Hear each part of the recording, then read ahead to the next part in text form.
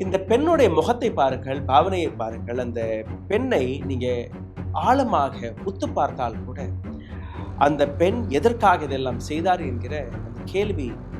कब से कर रही थी प्लानिंग आप? उसने कहा था क्या आपसे, भाई ने?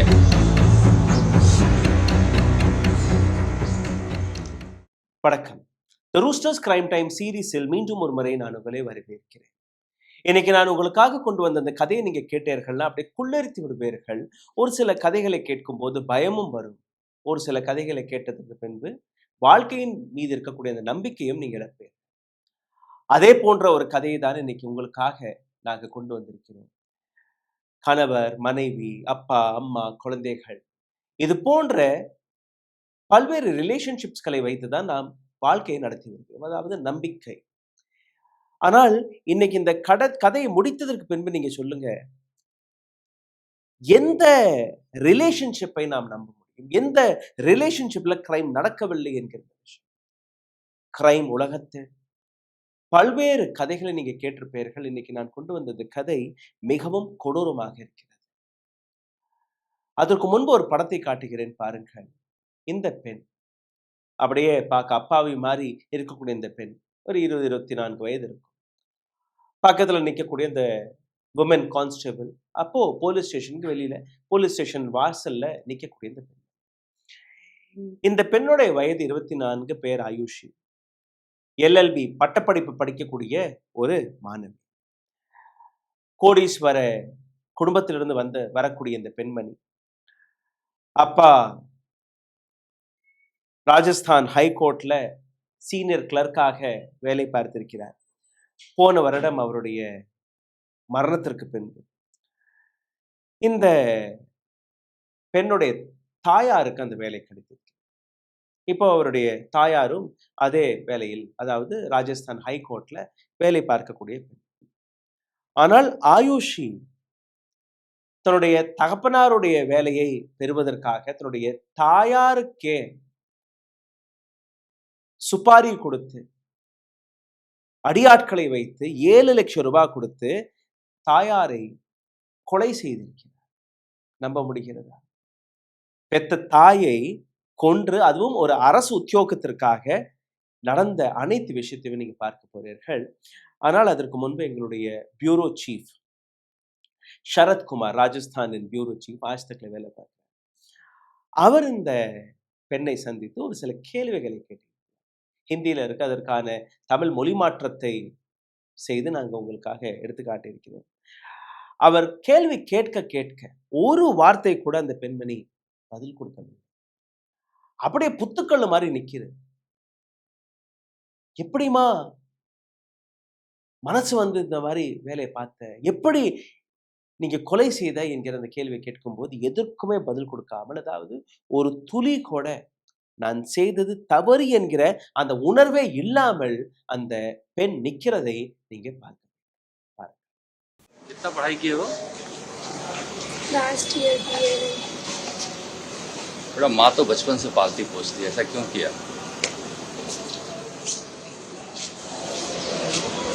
अफसोस है आपको? कितने दिन से कर रही थी प्लानिंग? हाँ? कब से कर रही थी प्लानिंग आप? उसने कहा था क्या आपसे, भाई ने?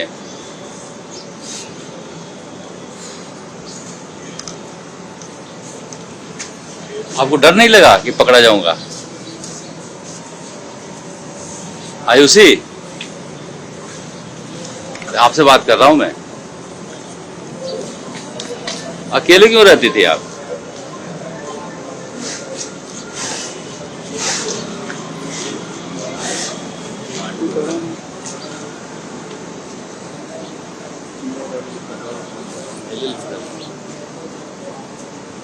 माँ से मिलती थी आप?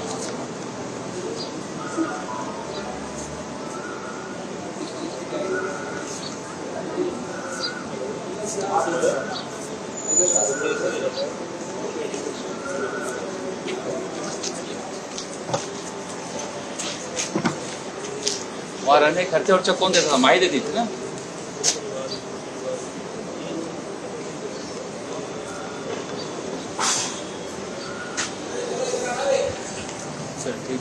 ठीक ठीक है, ले जाओ और हार्ड को रही है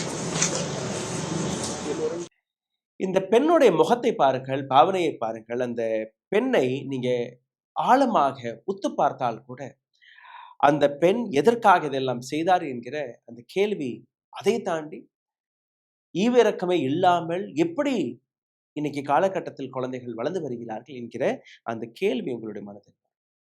சரத்குமார் கேட்ட அனைத்து கேள்விகளுக்கான பதிலே கொடுக்காமல் புத்துக்கல் போன்று நின்ற இந்த பெண்ணுடைய உண்மையான கதைக்குள் உங்களை நான் கூட்டிச் செல்கிறேன் பாருங்கள்.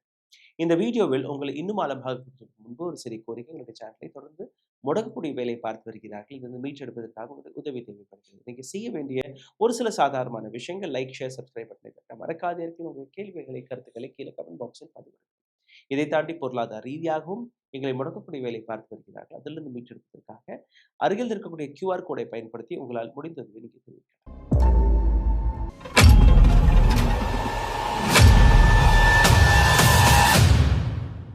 ராஜஸ்தான் அழகான ஒரு மாநிலம். ராஜஸ்தானின் இன்னொரு அழகான நகரம் தான் ஜெய்ப்பூர். ஸோ இந்த கதையும் அதே ஜெய்ப்பூர் நகரத்திலிருந்து வெளிவருகிறது. ஒரு அழகான குடும்பம். குடும்பத்தின் தலைவர் விஜய் வசிஷ்ட், அலைஸ் விஜய் சர்மா, அவருடைய மனைவி நீரஜ் சர்மா. இந்த தம்பதியர்களுக்கு 2 குழந்தைகள். ஒரு குழந்தை நீங்க பார்த்த அதே ஆயுஷி. ஆயுஷிக்கு ஒரு தம்பியும் இருந்திருக்கிறார். மென்டலி சேலஞ்ச், அதாவது புத்தி கொஞ்சம் மன பாதிக்கப்பட்ட ஒரு குழந்தை. ஹெல்தியான குழந்தை கிடையாது. விஜய் LDC லோவர் டிவிஷன் கிளர்க்காக வேலை பார்த்திருக்கிறார் ராஜஸ்தான் ஹைகோர்ட்ல. ஒரு டீசென்டான ஜாப். ஜெய்ப்பூர்ல 2 வீடுகளை கட்டியிருக்காரு. ஃபேமிலி பேக்ரவுண்டெல்லாம் நீங்க பார்த்திருக்கீங்கன்னா நிறைய நிலமெல்லாம் இருந்திருக்கு. ஆக்ரா எக்ஸ்பிரஸ் ஹைவேல 5 பீகா நிலம் இருக்கு. அதாவது கோடி கணக்கான ரூபாய்க்கான சொத்தெல்லாம் இவங்கள்ட்ட இருக்கு. போன வருடம் திடீரென்று விஜய் ஒரு ஹார்ட் அட்டாக்ல இறந்தார். ஹார்ட் அட்டாக்ல இறக்கும்போது ஆயுஷி, அப்போ அதற்கு வயது கொஞ்சம் குறைவு, 12ஆம் வகுப்பு பரீட்சை எழுதிய அந்த பெண்மணி. இப்போ ஆயுஷி அம்மா கிட்ட போய் சொல்றா, இந்த மாதிரி அப்பாவுடைய வேலை நான் தான் பார்ப்பேன். எந்த தாய்க்கு தான் பிடிக்காது? சரிம்மா, நீயே பார்த்துக்கோ. தாயை விட்டு கொடுக்கு. இதெல்லாம் நடக்கும்போது ஆயுஷோடைய மாமா, அதாவது நீரஜோடைய அண்ணன், அவர் வந்திருக்காரு. என்னம்மா இப்படி பண்ற? உனக்கு வயது வெறும் 46 தான் நடக்குது. ஆயுஷி இப்ப 24 வயசு, LLB படிச்சுட்டு இருக்கு. அதுக்கு அரசு உத்தியோகம் கிடைச்சிடும்.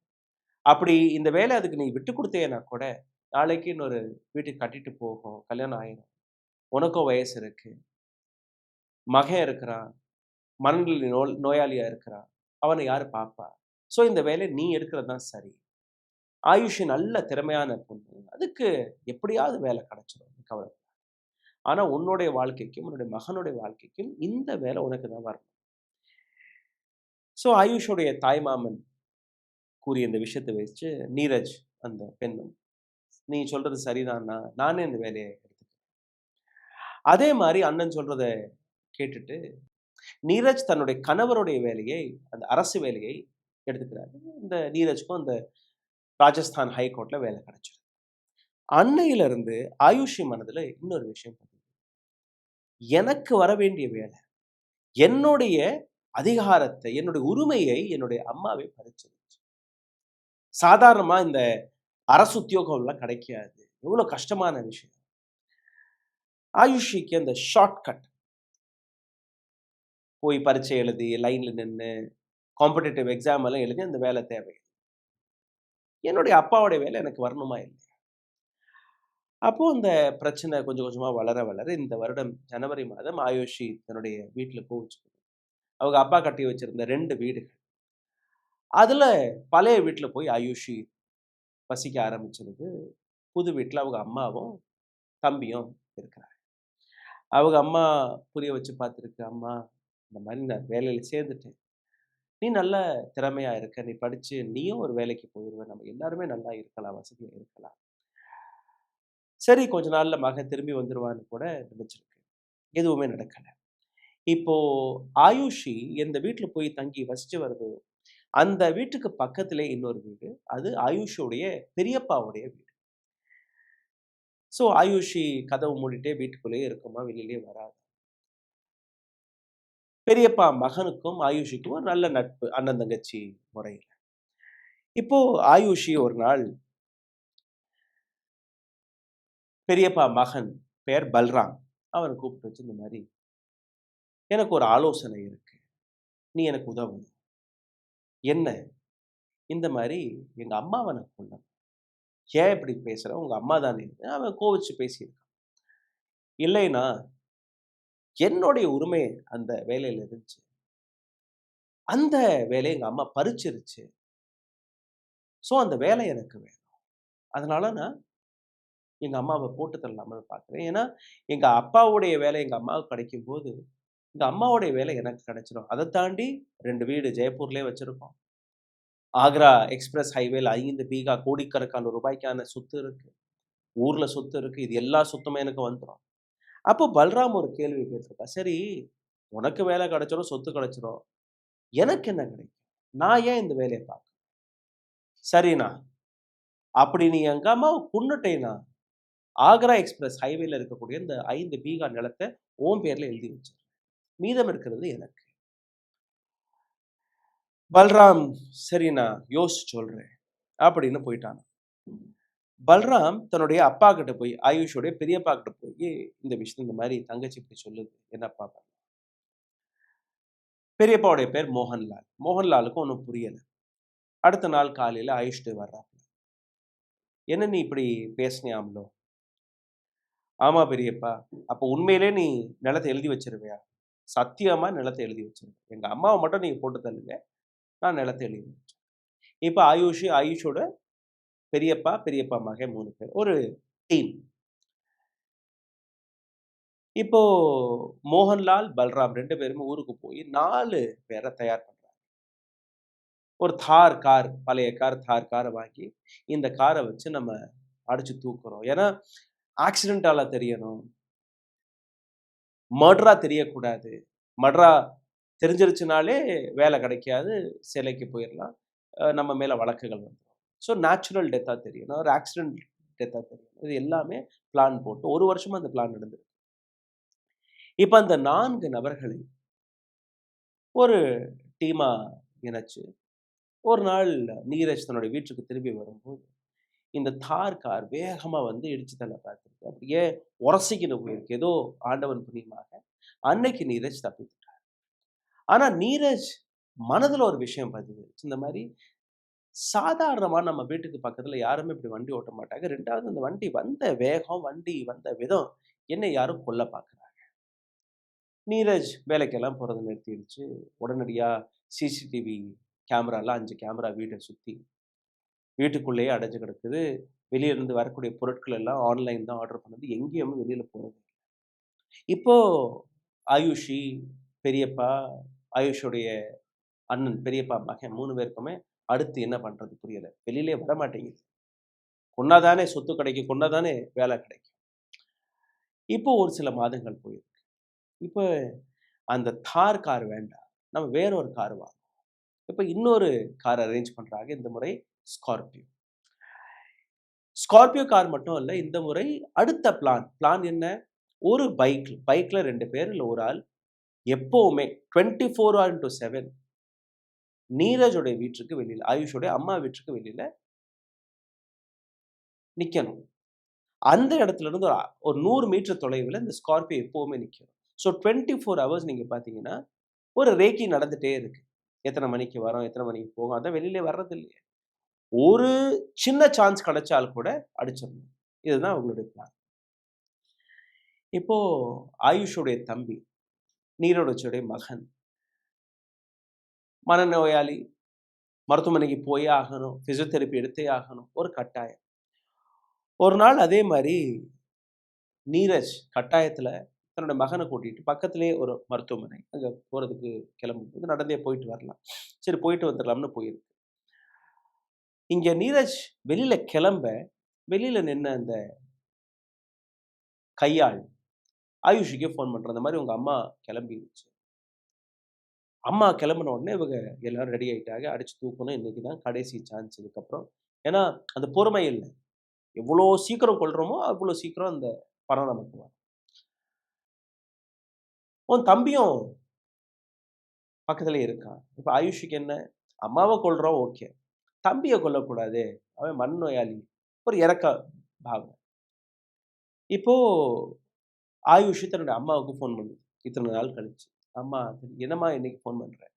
இல்லம்மா, நான் ஒரு பிரச்சனையில மாட்டிட்டேன். உன்னை பார்த்து சந்திக்கணும், பேசணும். இந்த மாரி தம்பிய கூட்டிட்டு ஹாஸ்பிட்டல் வந்திருக்கேன்ம்மா. பரவால்ல, ஹாஸ்பிட்டல்ல கொஞ்ச நேரம் விட்டுட்டு நீ வா. அதே பிசியோதெரபி எல்லாம் நடக்குமே, எப்படியும் 1 மணி நேரம் ஹாஸ்பிட்டல்ல புடிக்கும். அங்க அவங்க பார்த்துப்பாங்க. நீ ஒரு 5 நிமிஷத்துக்கு வந்துட்டு போயிரு. அம்மா மனசு இறங்கி, அம்மா இத்தன நாள் கழிச்சு மக ஃபோன் பண்ணியிருக்கு. ஏதோ பிரச்சனையில இருக்கு. திருந்தி இருக்கு போல. சரி போயிட்டு வந்துருவோம்ன்னு, மகன அங்கேயே மருத்துவமனையில விட்டுட்டு நர்ஸ்கள்ட்ட எல்லாம் சொல்லிட்டு, இந்த மாரி நீங்க பிசியோதெரபி பண்ணிட்டு இருங்க. நான் சட்டுன்னு போயிட்டு வந்துடுறேன் அப்படின்னு கிளம்பி, அப்படி நடந்து போகும்போது, ஓரமாக போயிருக்கு. ரோட்டு ஓரமாக. திடீர்னு அந்த ஸ்கார்பியோ கார் வந்து தூக்கி அடிச்சிருச்சு. இந்த ரோட்ல நடந்துட்டு இருக்கக்கூடிய பெண்மணி அந்த புறம் போய் விழுக, அந்த ஆக்சிடென்ட்டோட இம்பாக்ட் எப்படி இருந்துச்சுன்னா, இன்னும் 2 பேர் அந்த ரோட்ல இந்த புறம் இருந்த இன்னும் 2 பேர் அவர்களுக்கும் காயம். Spot out. பாடிய தூக்கிட்டு போறாங்க. மருத்துவமனையில பிராட் டெட் என்ற ஒரு சர்டிஃபிகேட் குடுக்குறாங்க. இப்ப இந்த தகவல் ஆயுஷுக்கும் போகுது. ஆயுஷ் அப்படியே கதறி அழுச்சு, வீட்டுக்கு வந்து பார்த்த உடனேயே மருத்துவமனையிலிருந்து ஒரு ஃபோன் மாமாவுக்கு ஃபோன் பண்ணி, "மாமா இந்த மாரி அம்மா ஆக்சிடென்ட்ல இறந்துருச்சு. வா மாமா." மாமாவும் வர்றாரு. மற்ற குடும்பத்தினர்களும் வர்றாங்க. குழந்தைய பார்த்து, ஆயுஷை பார்த்து ரொம்பவே இரக்கமா, அடுத்த நாளே டெட் பாடி கிடைக்குது. டெட் பாடிய அவங்களுடைய பூர்வீக கிராமத்துக்கு இட்டுட்டு சென்று அடக்கமெல்லாம் செஞ்சுடுறாங்க. இப்போ அடுத்த நாள் 3ஆவது நாள் காரியமெல்லாம் நடக்கும் இல்லையா? அந்த காரியத்துல அவருடைய மாமாவுக்கு ஒரு சந்தேகம் இருக்கு. போன வருஷம் அப்பாவ இழந்த பெண், இப்போ தன்னுடைய பெத்த தாய் இழந்து நிக்குது. ஆனா பாவனைகள் வேறையா இருக்கு. தாய் தகப்பன இழந்த பெண் மாரி இது தெரியலையே. ரொம்பவே ஒரு வித்தியாசமாக பிஹேவ் பண்ணுது. இப்ப ஆயுஷ் கிட்ட அவர் எதுவுமே பேசல. அவருக்கு தெரிஞ்ச ஒரு சில போலீஸ் அதிகாரிகள் ஜெயப்பூர்ல இருந்திருக்காங்க. ஃபோன் போட்டு இந்த மாரி, "எங்க அக்கா என் தங்கச்சி இறந்துருச்சு. எனக்கு கொஞ்சம் சந்தேகமா இருக்கு. இது ஆக்சிடென்ட் தானா? இல்லையா? இத மட்டும் நீங்க கண்டுபிடிச்சு குடுங்க." 2வது ராஜஸ்தான் ஹை கோர்ட்ல எம்ப்ளாயியாக இருந்த ஒரு பெண்மணி. அப்போ அவர்களுக்கும் கொஞ்சம் அக்கறை வந்திருக்கு. தே ஸ்டார்ட்டட் இன்வெஸ்டிகேஷன். சிசிடிவி ஃபுட்டேஜ் எல்லாம் அலசி பார்க்கும்போது, ஒரு சிசிடிவி ஃபுட்டேஜ்ல நீரஜ் நடந்து போகும்போது, இன்னொரு பக்கத்துல வரக்கூடிய ஒரு கார் திடீர் என்று திரும்பி நேர நீரஜ் தூக்கி அடிக்கும்படி அந்த காட்சி தெரிகிறது. அப்படியே இன்னொரு சிசிடிவி ஃபுட்டேஜ் அவங்களுக்கு கிடைக்குது. ஏன்னா வெவ்வேறு இடங்கள்ல, வீடுகள்ல, மற்ற கடைகள்ல இருக்கக்கூடிய சிசிடிவி ஃபுட்டேஜஸ். இப்ப இன்னொரு சிசிடிவி ஃபுட்டேஜ்ல அவங்க என்ன பார்க்குறாங்கன்னா, அந்த ரோடு அப்படியே எம்ப்டியா இருக்கு. ஒரே வண்டி தான் அங்கிருந்து வருது. அந்த ஒரே வண்டி அவ்ளோ வேகத்துல வர்றதுக்கான காரணம் என்ன? அப்போ மற்ற சிசிடிவி ஃபுட்டேஜ அலச ஆரம்பிக்கிறாங்க. அடுத்தடுத்து பார்க்கும்போது, இந்த சிசிடிவி ஃபுட்டேஜோட இன்னொரு சிசிடிவி ஃபுட்டேஜ பார்க்குறாங்க. இன்னொரு புறம் நிக்கக்கூடிய ஒரு பைக்கர். பைக்ல ஒரு நபர். இவங்க அம்மா அப்படியே நடந்து போகும்போது யார்கிட்டயோ பேசுறபடி அந்த ரெக்கார்ட் ஆகுது. 2வது இந்த அம்மாவ அடிச்ச உடனேயே அவன் திரும்பி கூட பார்க்கல. அங்கருந்து அப்படியே பைக்க ஸ்டார்ட் பண்ணி போறது. சாதாரணமா நீங்க பார்த்தீங்கன்னா, ஒரு ஆக்சிடென்ட் நடந்த உடனே அப்படியே ஐயோ பாவம்ன்னு போய் தூக்குவாங்க. பட் இங்க பக்கத்திலேயே ஒரு ஆக்சிடென்ட் நடக்குது. அந்த பையன் துளி கூட பார்க்காம இன்னொரு பக்கம். இப்ப அந்த பையன ட்ராக் செய்து இன்னொரு சிசிடிவில பார்க்கும்போது, அவன் இன்னொரு பைக் அந்த பைக் அங்கேயே விட்டுட்டு, இன்னொரு பைக்ல ஏறி போயிடுறான். இது ஒரு சந்தேகம். அப்போ இன்னும் ஒரு சில சிசிடிவி ஃபுட்டேஜ்கள அலசி பார்க்கும்போது, ஸ்கார்பியோவ பார்க்குறாங்க. அந்த ஸ்கார்பியோ ரொம்ப நேரமாக ஒரே இடத்துல நிக்கிறத பார்க்குறாங்க. எங்கேயும் அசையல. அப்போ 1 நாள் முன்னாடி, இல்ல 2, 3 நாள் முன்னாடி அங்கெல்லாம் நீங்க சிசிடிவி ஃபுட்டேஜ் எடுத்து பார்க்கும்போது, இந்த ஸ்கார்பியோ பல நாட்களாக இதே இடத்துல, அதே மாரி அந்த பைக்கர்ஸ் அதே இடத்துல நிக்கும்படி இவங்க பார்க்குறாங்க. அப்போ இது ஆக்சிடென்ட் கிடையாது. இது நிச்சயமா பிளான் செய்யப்பட்ட ஒரு கொலை என்று அந்த முடிவுக்கு போலீஸ் வர. இப்போ அந்த ஸ்கார்பியோ நம்பரை கண்டுபிடிச்சு ஹரியானாவில் இருக்கக்கூடிய ஒரு அட்ரஸ்க்கு போறாங்க. எப்படி, யார் நீ அப்படின்னு கேட்கும்போது, இந்த ஸ்கார்பியோவை நான் 35,000 ரூபாய்க்கு வாடகைக்கு கொடுத்தேன். இந்த மாதிரி இந்த நபர் வாடகைக்கு எடுத்துட்டு போயிருக்காங்க. சரி, யார்கிட்ட நீ கொடுத்தீங்கன்னா, இந்த மாதிரி ஒரு நபர்கிட்ட கொடுத்தேன். அந்த நபரை போய் கண்டுபிடிச்சு பார்க்கும்போது அந்த நபரும் நீரஜ் எந்த கிராமத்துல இருந்து வருதோ அதே கிராமத்து. அப்ப இவங்க எல்லாம் சொந்தக்காரர். எனக்கு ஒன்றும் தெரியாது. இந்த மாதிரி மோகன்லால் தான் என்னை இந்த காரை வாடகைக்கு எடுக்க சொன்னார். அவர் தான் இந்த 35,000 கொடுத்தார். அப்ப அவரு மோகன்லால கையை காட்டுறாரு. மோகன்லால் ஆயுஷோடைய பெரியப்பா. இப்ப போலீஸ் மோகன்லாலை போய் பிடிக்குது.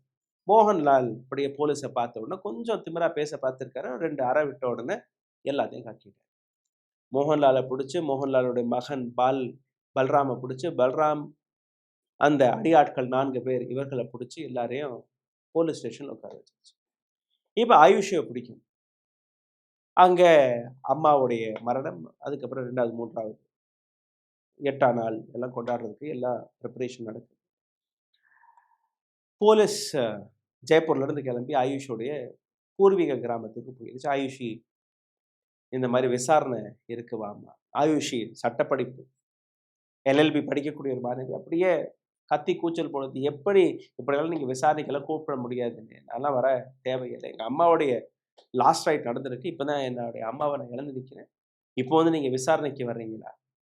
இந்த இடத்துல போலீஸ் கொஞ்சம் சுதாரிச்சு ஆயுஷியை வந்து கொஞ்சம் மாத்தி பேசிட்டாங்க. இல்லம்மா, உங்க அம்மா இறந்த வருத்தம் எங்களுக்கும் இருக்கு. ஆனா இது ஒரு ஆக்சிடென்ட் கேஸ். உனக்கு இன்சூரன்ஸ் எல்லாம் வரணும். 2வது அரசு உத்தியோகம் இல்லை. பேப்பர் ஒர்க் நிறைய இருக்கும். சும்மா நீ இங்க லோக்கல் போலீஸ் ஸ்டேஷனுக்கு வந்து ஒரு ஸ்டேட்மெண்ட்டை மட்டும் எழுதி கொடுத்துரு போதும். ஆயுஷி அந்த போலீஸ்காரங்களை நம்பிடுச்சு. சரி, பேப்பர் ஒர்க் தான் கூப்பிடுறாங்க. சரி, போயிட்டு ஒரு ஸ்டேட்மெண்ட்டை கொடுத்துட்டு வரலாம்னு வண்டியில ஏறி லோக்கல் போலீஸ் ஸ்டேஷன்ல கூட்டிட்டு போய் ஸ்டேட்மெண்ட்டை எடுக்கிறோம்னு சொன்ன அந்த போலீஸ் அதிகாரிகள் நேரடியாக ஜீப் வந்து ஜெய்ப்பூர்ல போய் நிற்குது. கிராமத்துல போய் நிற்கல.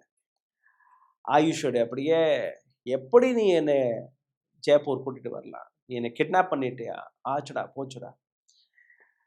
இதெல்லாம் நடக்கும்போது ஆயுஷி அப்படியே கூச்சல் போட்டு கொண்டிருக்கும் போது போலீசார்கள் இந்த கைது செய்து வைத்திருக்கக்கூடிய எல்லாரையுமே வெவ்வேறு அறைகளை வச்சிருக்காங்க. ஆயுஷோடைய பெரியப்பாவை முதல்ல கொண்டுட்டு வர்றாரு. இந்த மாதிரி ஆயுஷோடைய பெரியப்பா மகன் பல்ராம், அடுத்து 4 கூலி அடியாட்கள், எந்த வண்டியை வச்சு ஆக்சிடென்ட் நடத்தினார்களோ அது எல்லாரையுமே அடுத்தடுத்து கூட்டிட்டு வந்து நிக்க வைக்கும். ஆயுஷி, சரி இனி மாட்டிட்டோம், இனி பருப்பு வேகாது. ஆயுஷி சரண்டர். இப்ப ஆயுஷி சரண்டர் ஆனதுக்கு பின்பு எந்த பெண்மணி அப்படியே கூச்சல் போட்டு தன்னுடைய அகங்காரத்தை எடுத்து காட்டியதோ அது அப்படியே எல்லா விஷயத்தையும் கக்கிருச்சு. ஆமா, 7 லட்சம் ரூபா கொடுத்தேன், அரசு உத்தியோகத்திற்காக கொடுத்தேன், சொத்துக்கு கொடுத்தேன். ஸோ எந்த படத்துல இருந்து இந்த கதையை நான் தொடங்கினேனோ அதே படத்திற்கு மறுபடியும் இந்த படத்தை பாருங்க, நல்லா ஒத்து பாருங்க, பல முறை பாருங்க. இந்த படத்தை பார்த்து கொண்டிருக்கும் போதே எனக்கு ஒரு பதில் கொடுங்க. எந்த ரிலேஷன்ஷிப்பை நம்பலாம்? கணவர் மனைவியை கொள்வது, மனைவி கணவரை கொள்வது, கள்ளக்காதல், அது இது, சித்தப்பா பெரியப்ப வாக்கிய தகராறு, இது போன்ற ஏராளமான கதைகளை நீங்க கேட்டிருப்பீர்கள். மகன் தாயை கொள்ளுவது, மகனையே பெற்றோர்கள் கொள்வது, இது போன்ற பல்வேறு விஷயங்கள். இந்த கதையும் புதிதல்ல. இது மாதிரி ஏதோ ஒரு இடங்கள் நடந்திருக்கலாம். ஆனா இந்த பெண்ணுடைய முகத்தை நீங்க பார்த்தீர்கள், உங்களுக்கு புரிய வரும். எந்த விதமான ஈவு இறக்கமும் இல்லாமல், அந்த எமோஷனல் வேல்யூஸே இல்லாமல் இப்பெல்லாம் குழந்தைகள் வாழ தொடங்கிவிட்டார். யாரை நம்புறது, யாரை நம்பாமல் போவது, யார் கொலைகாரராக இருப்பார், யாரை நம்பி எப்படி தன்னுடைய வாழ்க்கையை நடத்துவது என்றே இன்னைக்கு காலகட்டத்தில் புரியும். சிந்தித்து பாருங்கள்.